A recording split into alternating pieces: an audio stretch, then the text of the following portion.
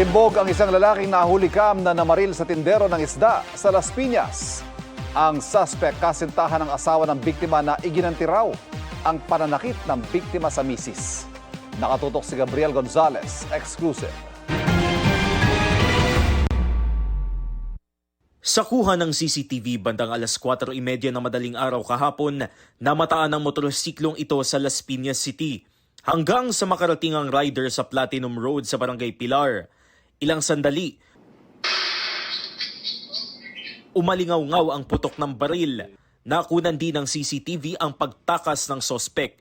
Ayon sa mga pulis, tindero ng isda ang biktimang 49 na taong gulang. Ang sospek sa pamamaril, kasintahan ng asawa ng biktima.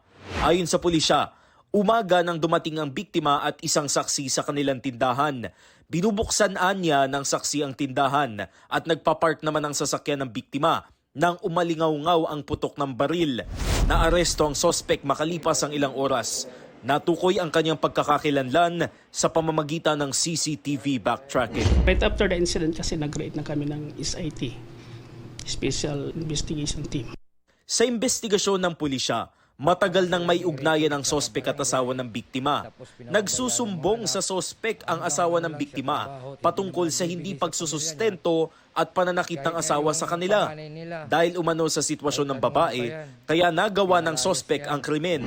Walang alam yung babae. Sinabi naman ng suspect na ginawa niya lang dahil sa awa. Kaya nung pumunta dito, nung makita niya yung suspect, medyo nag-hysterical. Na-recover mula sa 43 taong gulang na sospek ang kalibre 45 na baril, magazine at mga bala.